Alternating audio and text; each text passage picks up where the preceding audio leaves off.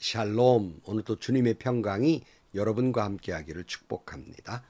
오늘도 주님과 동행하시고 주의 말씀대로 살고 성령이 이끄시는 대로 살아가는 복된 하루가 되시기를 주님의 이름으로 간절히 축원합니다. 오늘 아침 하나님께서 우리에게 허락해 주신 말씀은 창세기 4장 1절에서 15절 말씀입니다. 아담이 자기 아내 하와와 동침하니 아내가 임신하여 가인을 낳았다. 하와가 말하였다. 주님의 도우심으로 내가 남자아이를 얻었다. 하와는 또 가인의 아우 아벨을 낳았다. 아벨은 양을 치는 목자가 되고 가인은 밭을 가는 농부가 되었다. 세월이 지난 뒤에 가인은 땅에서 거둔 곡식을 주님께 제물로 바치고 아벨은 양떼 가운데서 맛배에 기름기를 바쳤다. 주님께서 아벨과 그가 바친 제물은 반기셨으나 가인과 그가 바친 제물은 반기지 않으셨다. 그래서 가인은 몹시 화가 나서 얼굴빛이 달라졌다. 주님께서 가인에게 말씀하셨다. 어찌하여 내가 화를 내느냐? 얼굴빛이 달라지는 까닭이 무엇이냐? 내가 올바른 일을 하였다면 어찌하여 얼굴빛이 달라지느냐? 내가 올바르지 못한 일을 하였으니 죄가 너의 문에 도사리고 앉아서 너를 지배하려고 한다. 너는 그 죄를 잘 다스려야 한다. 가인이 아우 아벨에게 말하였다. 우리 들로 나가자. 그들이 들에 있을 때 가인이 그의 아우 아벨을 쳐 죽였다. 주님께서 가인에게 물으셨다. 너의 아우 아벨이 어디 있느냐? 그가 대답하였다. 모릅니다. 제가 아우를 지키는 사람입니까? 주님께서 말씀하셨다. 내가 무슨 일을 저질렀느냐? 너의 아우의 피가 땅에서 나에게 울부짖는다. 이제 내가 땅에서 저주를 받을 것이다. 땅이 그 입을 벌려서 너의 아우의 피를 너의 손에서 받아 마셨다.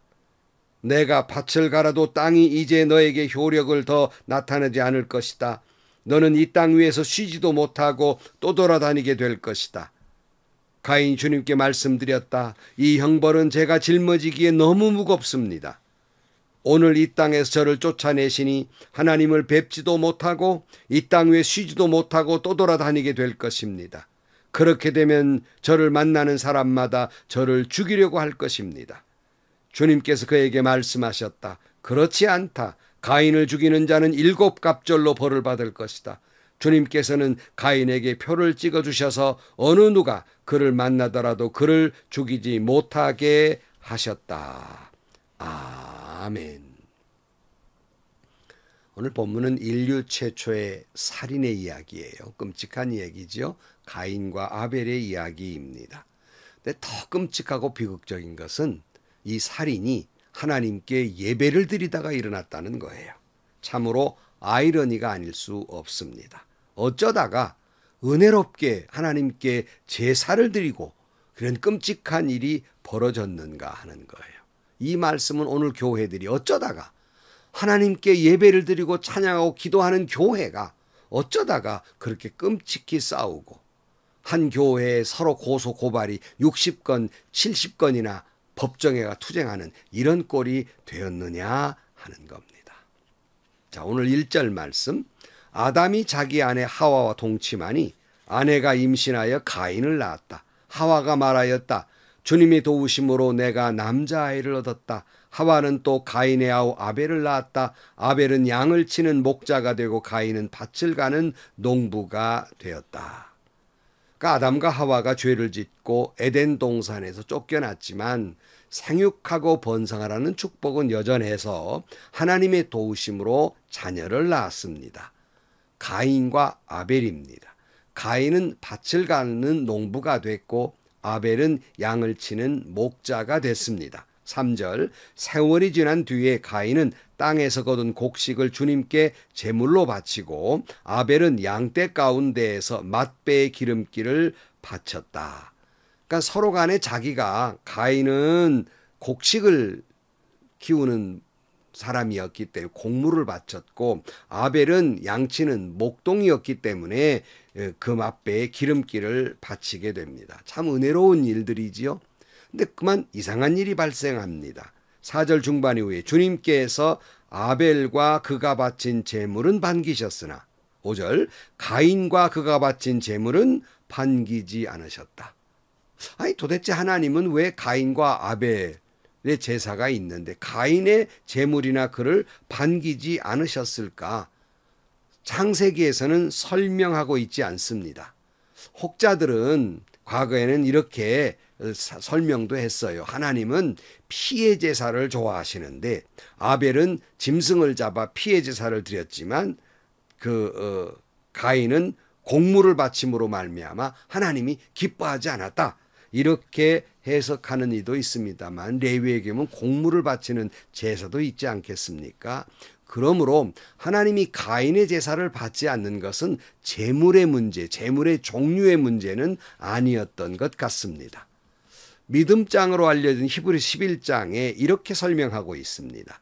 히브리 11장 4절 말씀, 믿음으로 아벨은 가인보다 더 나은 제물을 하나님께 드렸습니다. 이런 제물을 드림으로써 그는 의인이라는 증언을 받았으니 하나님께서 그의 예물에 대하여 증언하여 주신 것입니다. 그는 죽었지만 이 믿음으로 말미암아 아직도 말하고 있습니다. 라고 말하면서 아벨은 믿음으로 가인보다 더 나은 제물을 하나님께 드렸다. 이렇게 말씀하고 있습니다. 그러므로 우리는 알 수 있는 것이 하나님이 가인의 제사를 받지 않는 것은 제물의 종류 때문이 아니라 믿음의 문제가 있었다 하는 것을 알 수 있습니다. 그러니까 가인이 제사를 드린 후의 문제가 아니라 이미 제사를 드리기 전의 문제였다는 거예요. 다시 말하면 제사를 준비하고 제사를 드리는 믿음의 문제가 있었다. 그 문제가 있음을 이제 다음 절에 보면 증명해주고 있는 장면이 나오는데 창세기 4장 5절 말씀에 다시 읽어드리면 가인과 그가 바친 제물은 반기지 않으셨다. 그래서 가인은 몹시 화가 나서 얼굴빛이 달라졌다. 주님께서 가인에게 말씀하셨다. 어찌하여 내가 화를 내느냐? 얼굴빛이 달라지는 까닭이 무엇이냐? 내가 올바른 일을 하였다면 어찌하여 얼굴빛이 달라지느냐? 내가 올바르지 못한 일을 하였으니 죄가 너의 문에서 도사리고 앉아서 너를 지배하려고 한다. 너는 그 죄를 잘 다스려야 한다. 이렇게 말씀하고 있습니다. 하나님께서 자기의 제사를 받지 않았다고 가인의 얼굴빛이 달라졌어요. 그러니까 분노하고 있다는 겁니다. 이미 가인의 제사를 드리는 그 자세가 잘못된 거예요. 그 신앙 인격이 잘못됐단 말입니다. 왜냐하면 만약에 하나님께서 자신의 제사를 받지 않았다면 어떤 자기 자신에게 잘못이 있는지 자신을 먼저 살펴볼 일이고 잘못된 일이 있으면 회개해야 할 일입니다. 그런 믿음을 전제로 해서 제사를 드려야 하는데 분노하는 인격을 가지고 하나님께 예배를 드렸으니 하나님이 그 예배를 받지 않는다는 거예요. 참 마음 아프고 슬픈 일은 또는 우스운 일은 뭐냐면 다투는 교회마다 일어나는 일 가운데 하나는 서로 이편저편 싸우느라고 서로 예배를 드리면서 방해를 해요. 한쪽에서 기도를 하면 한쪽에 큰 소리 찬양을 하고 한쪽에서 설교하면 한쪽에 또 통성 기도를 하고 이러면서 양쪽에서 그저 꿍짝꿍짝 하면서 싸우고 야단을 합니다. 심지어 한쪽 다른 편이 예배당에 들어오지 못하도록 문을 잠궈버리거나 못질을 해버리기도 하고 또 깡패를 동원해서 교회당을 막아버리기도 하고 정말 부끄러운 일이에요. 부끄러운 일. 그거 다 하나님을 위한 일이고 교회를 위한 일이라고 그런 짓거리를 하는데 여러분 그런 사람들이 드리는 예배를 하나님이 받으시겠습니까? 어떤 이유이건 누가 무슨 잘못을 했건 간에 그런 모습으로 찬양을 드리고 기도를 하고 예배를 하고 헌금을 한들 하나님이 기뻐 받으시겠느냐는 거예요. 이미 예배드리는 출발의 믿음이 잘못됐다는 겁니다. 바로 이것이 가인의 잘못이라는 말씀입니다. 마태복음 5장 23절 말씀에 그러므로 내 제단에 제물을 드리려고 하다가 내 형제나 자매가 내게 어떤 원한을 품고 있다는 생각이 나거든 너는 그 제물을 제단 앞에 놓아두고 먼저 가서 내 형제나 자매와 화해하여라. 그런 다음에 돌아와서 제물을 드려라 그랬어요. 이미 가인은 예배를 드리는 마음 속에 이미 잘못된 불의가 있었다는 말입니다. 죄가 마음에 도사리고 있었습니다. 그 죄를 잘 다스리지 못하는 마음으로 하나님께 예배를 드렸다는 거예요. 분노를 다스리지 못하고 분노가 그 마음을 지배하는 그런 신앙 인격으로 예배를 드렸다는 겁니다.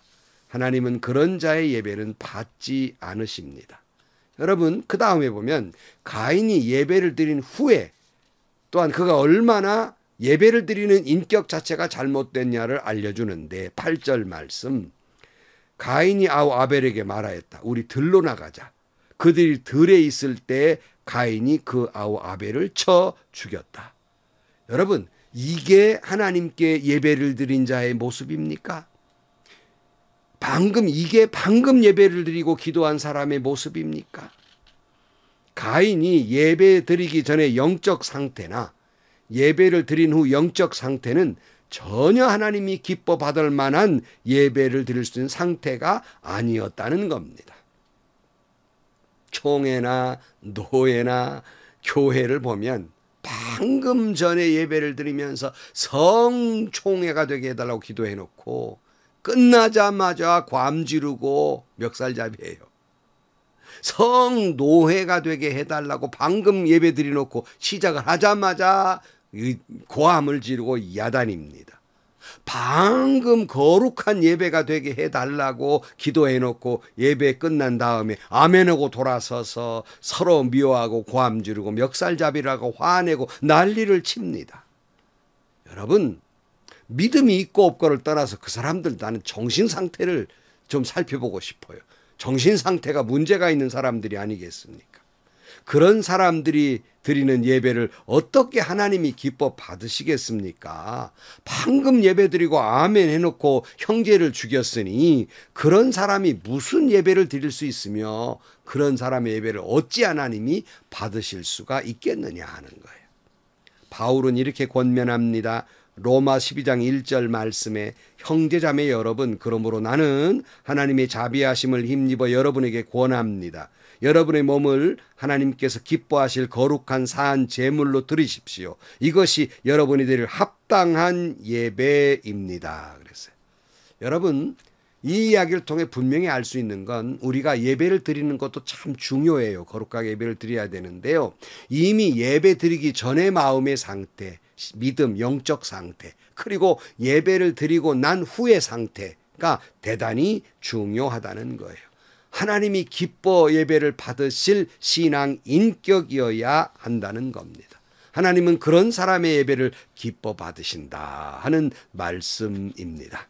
자, 9절로 가보면 주님께서 가인에게 물으셨다. 너의 아우 아벨이 어디 있느냐? 그가 대답하였다. 모릅니다. 제가 아우를 지키는 사람입니까? 그랬어요. 이 내 아우 아벨이 어디 있냐는 말씀은 아담이 죄를 지은 다음에 아담아 내가 어디 있느냐 하는 말씀과 맥을 같이 해요. 하나님이 아벨이 어떻게 된 줄 모르고 물고 계신 것이 다 알고 계시는데 이렇게 물으신 것은 하나님 앞에 회개하라는 회개를 촉구하는 그런 말씀이에요.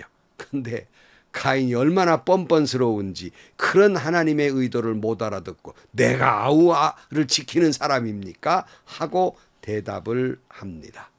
여러분, 형 아우를 떠나서 우리는 내 이웃을 지키는 사람들입니다.